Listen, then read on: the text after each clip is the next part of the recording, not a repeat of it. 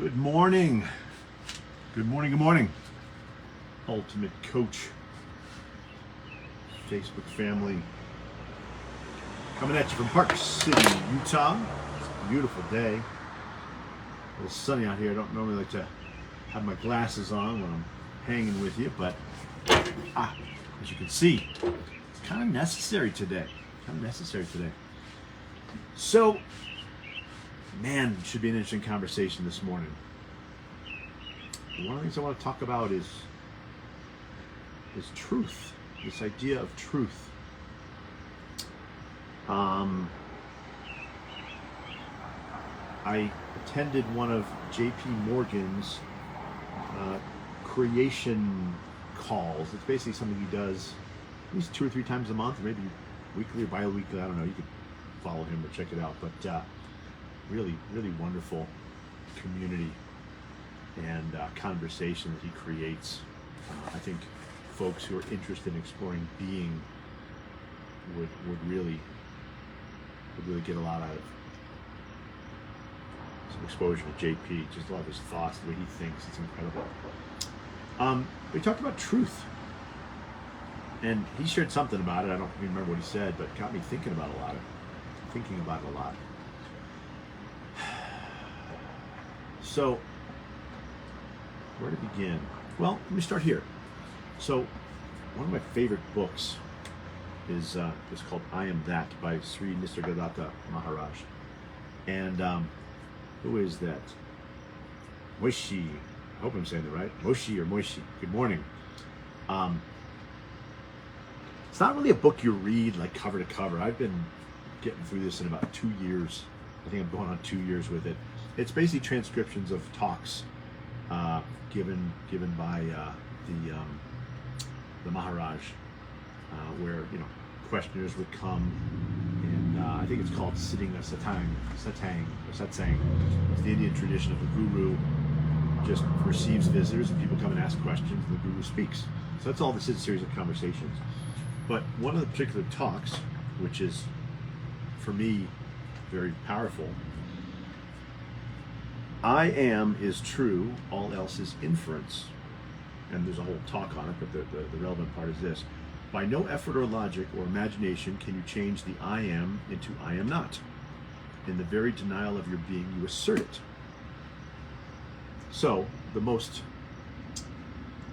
essential or fundamental aspect of being is I am, right? People in this community are creating declarations. Read Steve's book, right?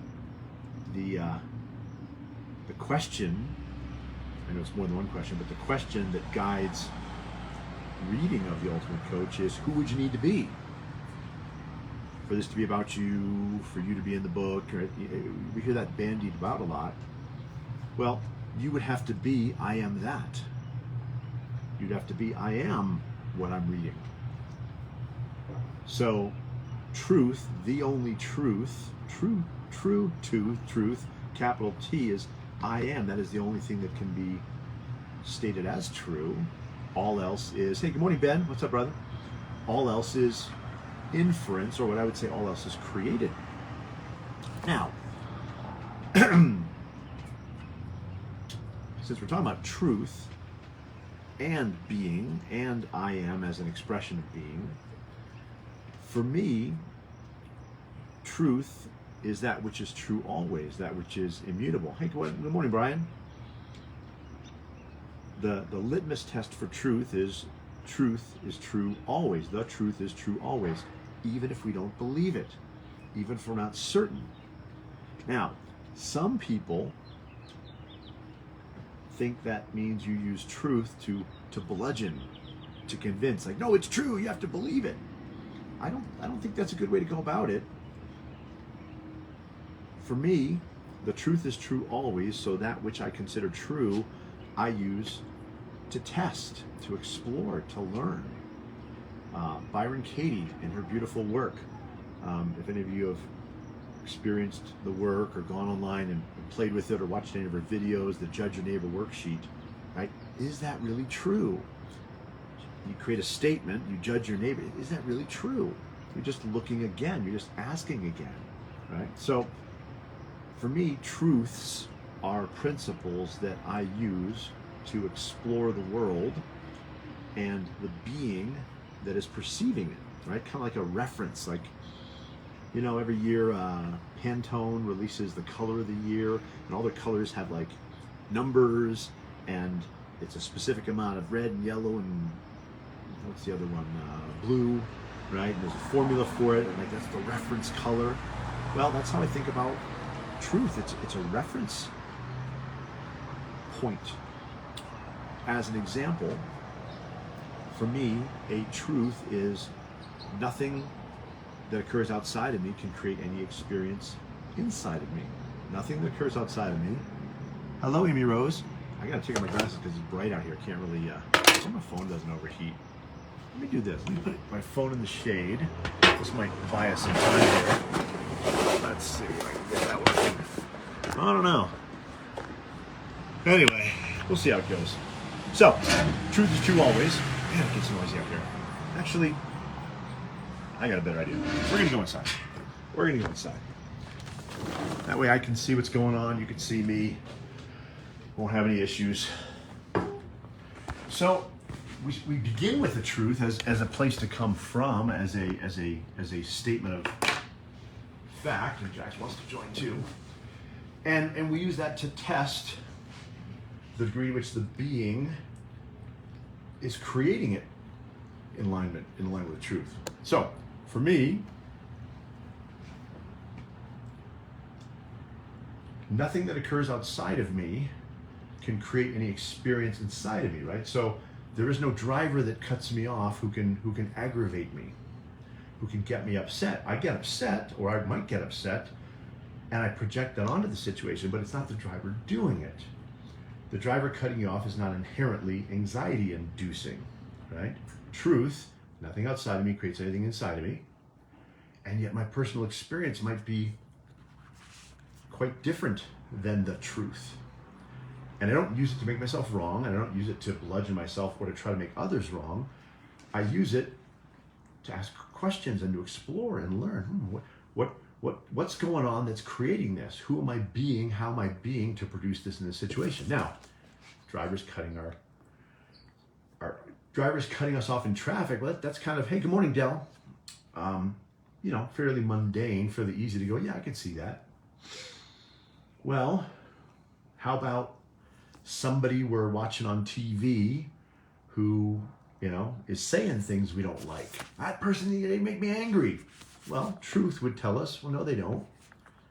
Nothing outside of me can create any experience inside of me. But here I am getting angry and pointing in that. Well, let me look, let me see. Is that really true? Is it really coming this way? Or is it being created in here? There's some stuff going on in the world today, news-wise, that a lot of people, well, let's just say there's a lot of frustration, a lot of anger, a lot of anxiety, a lot of sadness, saying it's because of that.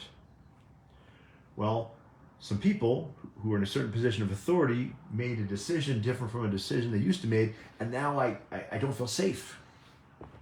I'm scared. I get it. In that moment, what is real for that being is it's happening to me. I can't feel this way unless something changes. I'm feeling this way because of how that is. We go back to the truth. The truth is true always. Nothing outside of me creates anything inside of me. So I could use that to look at it, not to force myself to see it differently, but to ask, is that really true? Can I not feel at peace in this moment because of what happened? Am I really scared? Am I really angry because of something outside of me? And, hey, good morning, Mama.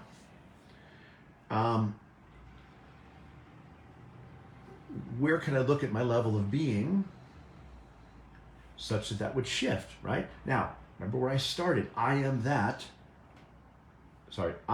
is truth, all else is inference. When a being speaks, I am just so angry and upset because of what happened. Well, guess what? I am.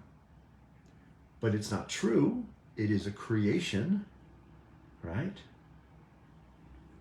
So what would be required to shift the being and to no longer be upset because of that. Well, you would have to speak something different. I am is truth. Everything else is inference, or as I would say, created. Whatever comes after I am is created by I am. It is the truth. I'm just so angry. Well, you are. But if you were to speak, I'm okay. I know everything's going to be okay. Well, then you would be. Well, no, Townsend, it's out there. Okay, well, let's go back to the truth. Let's see, is it really out there? Or is it in here? And I'm not lecturing. I'm not trying to get anybody anywhere. I'm just saying, play with it, right? In any moment, you have the opportunity to look again. Is that really true? Is that creating some outside of me, creating something in here? I have this funny story I tell. When I lived in Denver, we lived in a nice apartment building, and I was walking from the Amazon closet to in the garage, and I was just walking, and I looked over my shoulder, and I saw a pile of rugs and carpets, right? Just kind of rugs and carpets sitting there. Jackson really wants some cuddles here, so we'll bring them in. And like furry brown, like buffalo hides or something. Good morning, Mr. Hardison. And I looked, I glanced, I saw this pile of carpets, and then I kept walking, and I'm thinking to myself, that can't actually be. I looked again. I said, well, let me take another look. And I looked back over. It was the concierge reaching down, bending down to unlock a lockbox. I was convinced it was a pile of rugs and carpets. And another look revealed something else. That's, to me, how it is with truth, right? The truth is true always. We can look again, right? I am is truth. Everything after that is created. Well, when I say I'm upset, I'm pissed off, I'm angry, I'm happy, well, that's all true. And you could look again. You could create differently. I've had a really interesting situation with somebody that I've been talking to about working with this week. Let me just say that I could not be more certain, convinced, and committed that working with me is the most important, vital thing that this person could do in their life. No doubt in my mind. Heck, I'll share this with you. One of the assignments that I gave this person in the past week was, I said, I want you to take out a piece of paper, and I'm going to send you some categories, and I want you to write 1 through 10. Tell me where your life is at. 10 is just extraordinary. 1 is you probably want to jump off a bridge. Your family, your health, your perception of your physical body, your sense of peace, your sense of joy, your relationship with your wife, like all those categories. And when we got together, he gave me like 3s and 4s. I think there was 1 5, 2 5s, and 1 6. And I was like, wow, most people at least lie to me and tell me they're 6s and 7s and 8s. You're actually being honest. You're 3 4s, 5s. And let me tell you that if most people were to look at the outside of what's going on with this guy, his life, his occupation, his income, his socioeconomic status, they'd be like, oh, I wish I had that. So talk about a juxtaposition there. So there could be no more commitment on my part to serving this man. Going to the mat for, we need to work together. And yesterday he sent me a text, and the text was, I'm just not ready. Maybe he said yet or now or what have you. And at first I thought, how absurd is that? What do you mean you're not ready? What are you waiting for? Everything to go to a 1? And then I said, wait a minute. No, he's speaking the truth. He's not ready. And I sent him a text back. I said, what if you didn't need to be? Or what if you could be now? And it doesn't really matter where that conversation went, but the point is, what's the difference between I'm not ready and I am ready? If you've been paying attention here for the last few minutes, what you're probably thinking is, speaking it? Yeah. You say I'm not ready, that's truth. I am is truth. Everything after that is creation, right? The being creates. I am creates everything. I am handsome. I am ugly. I am brilliant. I'm mediocre. All true when it comes out of my mouth or I type it in a text message to somebody. The The truth is true always. Even that is a creation, right? I create that and use it for specific purposes, and I build on it, I build on it. Where are you creating? Where are you speaking truth, I am, and then creating after that and calling, no, that's the truth. Everything after that is negotiable.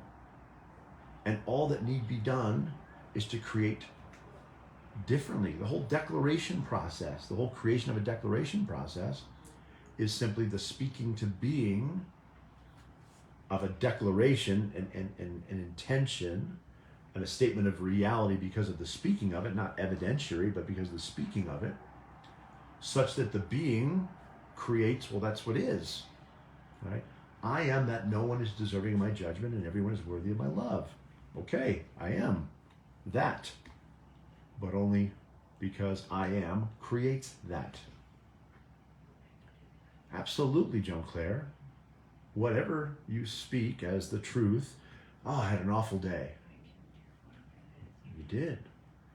You know what would be required to have a better day? Speaking about it differently.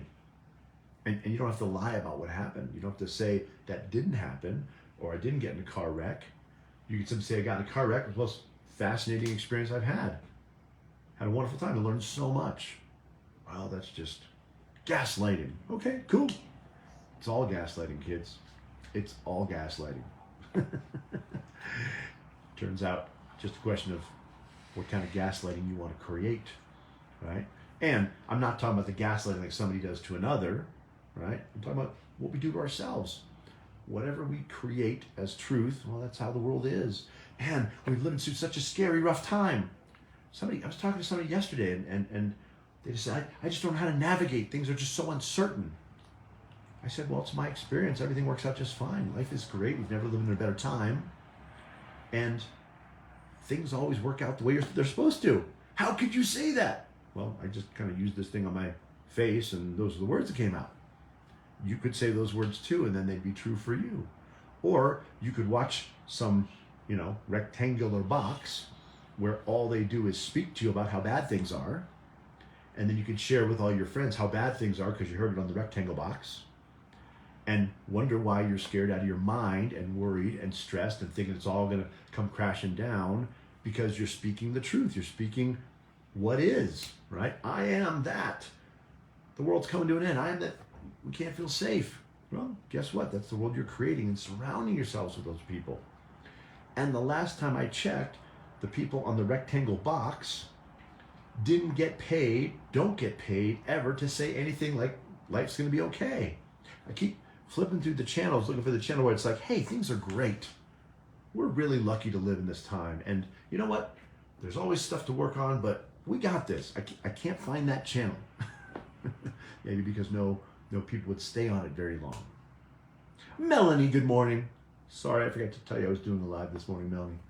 I know I'm supposed to. Melanie is helping me grow the PFC movement and all the stuff we're doing at peacefreedomconnection.com, and I promised her I don't know if I promised her. I did committed to tell her, so I will get back in integrity with that, Melanie. One more thing I feel compelled to share about this because it's popping in my mind, and it's been I have this very complex system for doing these lives. I write a note on an index card. It sits around for a while. And I'm like, oh, I should talk about that. So why possibly, what would be the motivation for speaking and creating all of these scary truths, right? Like, let's go back to the guy that I was sharing with you about. I'm not ready. Why would he possibly want to hold on to his 3s, 4s, and 5s in his life, sitting behind a very simple creation, I'm not ready, when he could just say, oh, I'm ready, let's go, and then it'd be done. Well, that must be dear to him, that current situation, right? That scaring himself that my life's not so great, that maybe someday I'll get what I want. Like, what would cause us to have such an attachment to that? And this might get a little meta, hopefully not, too meta. But if you think about it, fundamentally, the being will create truths consistent with how it sees it needs to create the world to perform, to function. So why would I speak all these scary ideas, like, I don't know where things are going to go, and the stock market's kind of looking scary, and I hope I don't have to retire? Why would we speak those versus the more positive ones? Well, there must be above that, at the level of being, a truth, a creation, an I am, that believes scaring ourselves is necessary. Scaring ourselves is the right fuel to put in the car, right? Otherwise, it'd be like, oh, well, screw that, let's do this. Why have a crappy life? I'll have a good life. Well, if the being believes it needs to have stress in its life so that it will perform, well, then it's going to use its power of I am to create more stress so it performs more, right? Sort of like if you go to the gas station and, you know, the options to fuel your car instead of like 87, 91, 95 octane are like, I'm not enough, it's all going to get taken away, and, you know, I don't want to screw it up. If those are the fuel nozzles that you drive your car with, that you're used to driving your car with, and that have produced your life, well, not only are you going to want to create more of that for fuel, you're going to want to avoid anything that looks like a different kind of fuel, right? There's pumps over there that say like, life is great, everything's going to work out okay. You're like, no, those don't work, right? So, like, here's this guy, life is a struggle, I'm not sure I'll make it, it's all going to get taken away, I can't be happy until or someday, and that's how he's fueling his life. Here I come along saying, hey, we could solve all that. And again, at the level of being, I am, the only way we get what we want is by scaring ourselves. The only way we can create is by feeling anxiety. Hard work is what's necessary to be successful. You got to suffer, you got to struggle. Have you guys seen that pyramid, the iceberg image, right? Success and then all the stuff under it. That's a creation. That struggle and hard, that all that is what creates success. Well, that's true, but only from who you're being that's creating that. You see, I create success is fun and easy. I create success is effortless. I create success is collaborative. And then that's true for me. So if the being has a iceberg visual where, like, you know, success is hard, well, not only will that be true, but it will need to create things in life that are hard and stressful to fulfill on it, to fuel it. Hey, good morning, Anita. Kind of catching the end here, but, you know, that's what replay's for. So that's about it. Hello, Rebecca, good morning. I am is truth. Everything after that is created. For me, the concept of truth, hey, good morning, Melissa. The concept of truth is, the truth is true always, and we can use it to test what the being is seeing and then recalibrate the being, right? We hold it as a truth and then say, well, maybe I'll look again, but only for learning, not to bludgeon it.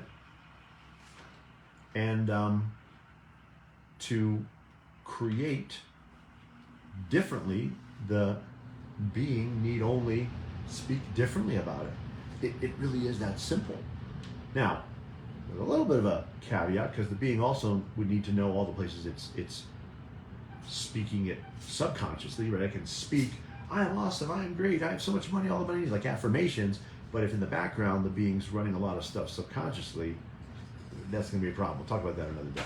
But in principle, it is just as simple as speaking different into the being, such that the being starts creating life differently. I think that's it. Hope you guys are having a great week. 4th of July weekend coming up. Maybe you got some good plans. Enjoy the 3-day weekend. And much love. Have an amazing day.